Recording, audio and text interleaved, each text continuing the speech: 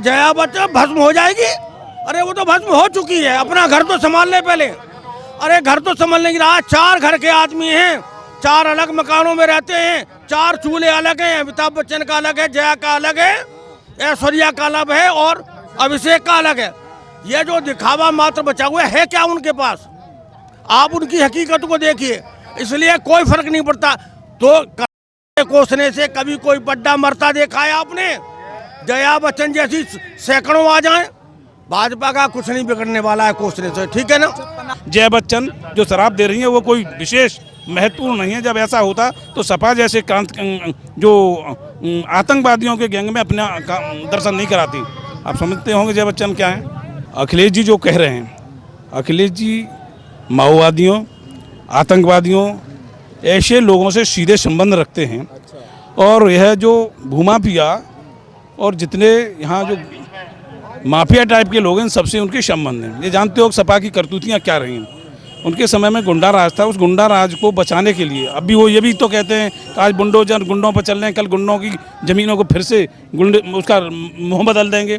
जब ऐसी बात कहने वाला ये समझ लो अपने आप कह रहा है कि मैं गुंडा का ही संरक्षण करने वाला हूँ, तो इस समाज का क्या होगा, भारत का क्या होगा, ये आप तय करो अपने आप। इसीलिए मेरा जया बच्चन की जो बहू है ऐश्वर्या राय, उस पर ईडी ने पूछताछ की। तो जया बच्चन कल राज्यसभा में कह रही है कि बीजेपी को मैं शराब देती हूँ, उनको बुरे दिन आएंगे। नहीं, ये बताओ, शराब देने का मतलब वह लोग शराब दे सकते हैं जिनका अपना चरित्र ठीक हो, अपनी व्यवस्था ठीक हो। जो दूसरों को शराब देने की बात कह रहे हैं वो पहले अपने गलेमान में तो झांक के देंगे। क्या कोई गुंडा किसी के शराब को दे देगा? कोई अपराधी किसी के शराब को स्वीकार कर लेगा? जो शराब देने की बात है, पहले अपना आचरण, अपना संस्कार ठीक होगा तो दूसरों पर सही काम करने की व्यवस्था होगी। लेकिन अपना संस्कार ठीक करने की ज़रूरत है। जया बच्चन जो शराब दे रही है वो कोई विशेष महत्वपूर्ण नहीं है। जब ऐसा होता तो सपा जैसे जो आतंकवादियों के गैंग में अपना दर्शन नहीं कराती। आप समझते होंगे जया बच्चन क्या है। आपको क्या लग रहा है 2022 में किसकी सरकार? 2022 में योगी जी की सरकार होगी। योगी हैं तभी उपयोगी हैं, और नहीं राष्ट्र के लिए बड़ा घातक होगा। गुंडे और माफिया जब भारत पर कब्जा कर लेंगे तो उस देश का क्या होगा, इसे निश्चित। एक बात सुनो, मैं पहले अखिलेश जी के करीबी हैं, इसका मतलब साफ है कि अखिलेश जी क्या हैं आपको पता होना चाहिए, समाज को पता होना चाहिए। छापे उन पर पड़े हैं जिनके पास ब्लैक मनी है, जिनके पास भ्रष्टाचार की संपत्ति है। इसका मतलब है अखिलेश जी साफ कह रहे हैं कि वो भ्रष्टाचार की जड़ में घुसे हुए हैं।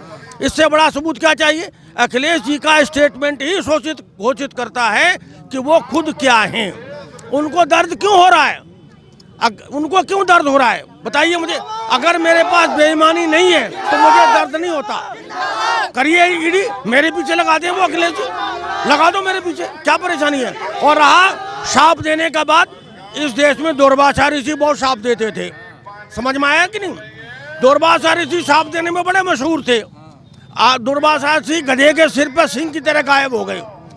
आशीर्वाद देने वालों का अस्तित्व हमेशा बना रहता है और शाप देने वाले खुद ही अभिशप्त हो जाते हैं, भस्म हो जाते हैं, जल जाते हैं। तो आप क्या कह रहे हैं, जया बच्चन भस्म हो जाएगी? जया बच्चन भस्म हो जाएगी? अरे वो तो भस्म हो चुकी है। अपना घर तो संभाल ले पहले। अरे घर तो संभालने की रहा। 4 घर के आदमी हैं, 4 अलग मकानों में रहते हैं, 4 चूल्हे अलग हैं। अमिताभ बच्चन का अलग है, जया का अलग है, ऐश्वर्या का अलग है और अभिषेक का अलग है। ये जो दिखावा मात्र बचा हुआ है क्या उनके पास? आप उनकी हकीकत को देखिए। इसलिए कोई फर्क नहीं पड़ता। तो कोसने से कभी कोई बड्डा मरता देखा है आपने? जया बच्चन जैसी सैकड़ों आ जाएं, भाजपा का कुछ नहीं बिगड़ने वाला है कोसने से, ठीक है ना? पनामा पेपर लीक में उनका नाम आया था टैक्स चोरी के मामले में, उनकी जया बच्चन की बहू का, तो ईडी ने पूछताछ की तो वो शराब दे रही है। अरे एक बात बताओ, अगर चोर को आप पकड़ोगे, गिरफ्तार करोगे तो तुम्हें इनाम देगा क्या? बताइए। अरे चोर गुंडे पर आप चाबुक चलाओगे तो तुमको इनाम नहीं देगा, दुर्भाषा बनने की ही कोशिश करेगा। करने दीजिए, कोई असर नहीं पड़ने वाला है। प्रदेश के चुनाव पर कोई असर पड़ने वाला नहीं है। हर आदमी जानता है, पब्लिक भी जानती है, सब जानते हैं। और जहाँ तक सरकार का सवाल है, ये तो अनिवार्यता है इस समय उत्तर प्रदेश की ही नहीं देश की कि यूपी में बीजेपी की सरकार बने, और वो बनेगी। ये अभी ये सारे दल इकट्ठे हो जाएं लोकसभा चुनाव की तरह, तो भी वही स्थिति होगी जो लोकसभा चुनाव में हुई थी और पहले हुई थी। क्यों क्यों? क्योंकि आप पब्लिक बेवकूफ़ नहीं है। पार्टी जो कुछ कर रही है पब्लिक समझ रही है। पार्टी अगर कोई छद्मवेश में काम करेगी तो पब्लिक माफ़ करने वाले नहीं। हमारी पब्लिक इतनी अलर्ट है आज की तारीख में, इसलिए उसकी हकीकतें, पार्टी की अच्छाइयाँ और पार्टी जहाँ चोट कर रही है उनको देखिए। इस देश को आज़ादी मिली ये कहा जाता है, हमने आज़ादी ली नहीं ये कहा जाता है। आज़ादी दिलाने वाले उनको तो किसी ने नाम तक नहीं जाना, और जो ब्रोकर थे उनके हाथ में सत्ता गई। उन्होंने देश को जिस रास्ते पर डाला, जो बेसिक मिस्टेक्स की, जिनका परिणाम आज आपके सामने है, चाहे वो बांग्लादेशी मुसलमान हो, चाहे पाकिस्तानी हो, चाहे कोई और हो, सुनिए, चाहे वो विघटनवादी हो, सब उस रीति कश्मीर की समस्या उनकी देन है। पार्टी कोशिश कर रही है ईमानदारी से, फंडामेंटल इश्यूज पर चोट कर रही है, देश की फंडामेंटल कमियां जो थी उन्हें दुरुस्त करने की कोशिश कर रही है, सब जानते हैं। अच्छा, इस पे अभी चुनाव सुधार पे सरकार ने अभी आधार कार्ड को वोटर आईडी से लिंक करने का काम कर रही है, लेकिन ओवैसी कर रहे हैं, ये निजता का हनन हो रहा है। देखिए, जिन्हें डुप्लीकेट वोट डलवाने हैं, जिन्हें बूथ लूटने हैं, जिन्हें बेईमानी करनी है, वो निजता का हनन कहें चाहे आत्मा का हनन कहें, कोई फर्क नहीं पड़ता। एक बात साफ है, हम बेईमानी नहीं करना चाहते तो हमें डर नहीं किसी का। आधार कार्ड से लिंक हो रहा है, अगर हमारा पैन कार्ड, हमारा बैंक अकाउंट आधार कार्ड से लिंक हो रहा है तो हमारी वोटर लिस्ट क्यों लिंक नहीं होनी चाहिए? बताइए मुझे, वोटर लिस्ट क्यों लिंक नहीं होनी चाहिए? वो भी लिंक हो रही है, बिल्कुल ठीक हो रही है। सर, क्या नाम है आपका? राजा गरुड़ ध्वज। अभी अखिलेश यादव के करीबियों पे आईटी की रेड पड़ी, तो अखिलेश यादव कह रहे हैं कि बीजेपी और योगी आदित्यनाथ चुनाव लड़ने आईटी को भी ले आए हैं। देखिए, इन लोगों के पास इसके अलावा और विकल्प क्या है? जब इनकी पोल खोलने की कगार पर खड़ी है, इनकी चोरियां और धांधलेबाजी सामने आ रही है, तो ये सिर्फ इसी तरीके की बात करेंगे।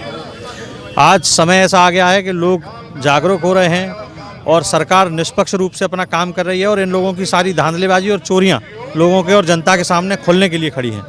अभी जया बच्चन की बहू ऐश्वर्या राय पर ईडी ने पूछताछ की, तो राज्यसभा में जया बच्चन कह रही है कि बीजेपी को मैं श्राप देती हूँ, उनकी बुरे दिन आएंगे। ऐसी परिस्थिति पैदा क्यों करते हैं? इतनी चोरियां करते क्यों हैं?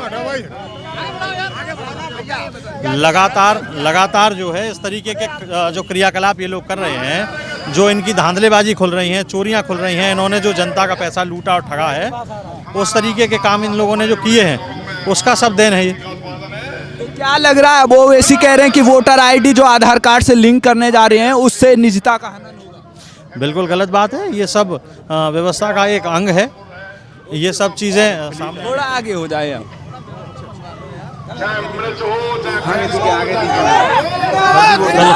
चलो। इसी बयान दे रहे हैं, उस पर क्या कहेंगे? देखिए, उनका तो काम है बेतुके बयानबाजी करने का।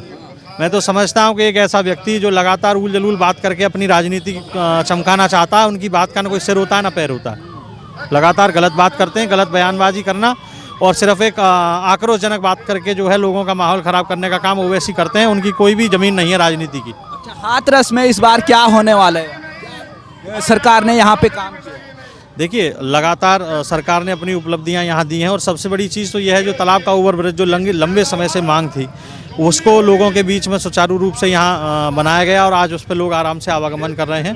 तो काफ़ी हद तक चीज़ें जो हैं सरकार ने यहाँ परिवर्तित की हैं, और लगातार सरकार जनहित में काम कर रही है। एक तरफ अखिलेश यादव पर आईटी की रेड पड़ रही है, दूसरी तरफ जया बच्चन जो सपा की सांसद है उन पे पड़ रही है, तो क्या लग रहा है आने वाले दिनों में अखिलेश यादव पे भी क्या गाज गिर सकती है? देखिए, ये विषय संबंधित विभाग का है। अगर जांच में कुछ निकलेगा तो 100% कार्रवाई होगी।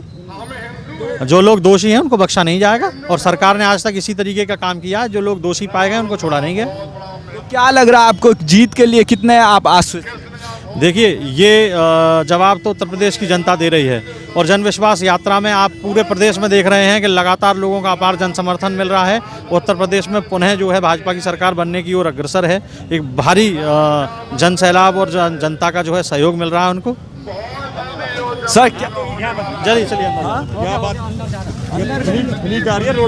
तो ये उधर से कर तो आप देख सकते हैं यहाँ पर बीजेपी की जो जन विश्वास यात्रा है वो आ रही है और लाखों लोग यहाँ पर पहुँच रहे हैं। तो आप देख सकते हैं किस तरीके से यहाँ पर लोग पहुँच रहे हैं और ये पूरी तरीके से हाथरस का नज़ारा आपको हम दिखा रहे हैं हाथरस से। और ये देखिए आप किस तरीके से भीड़ अब धीरे धीरे यहाँ पर बीजेपी की जन विश्वास यात्रा में पहुँच रही है। बागला इंटर कॉलेज का ये नज़ारा है और यहाँ पर आज डिप्टी सीएम दिनेश शर्मा जी पहुँचने वाले हैं। तो आपको हम यहाँ अंदर का नज़ारा दिखा रहे हैं।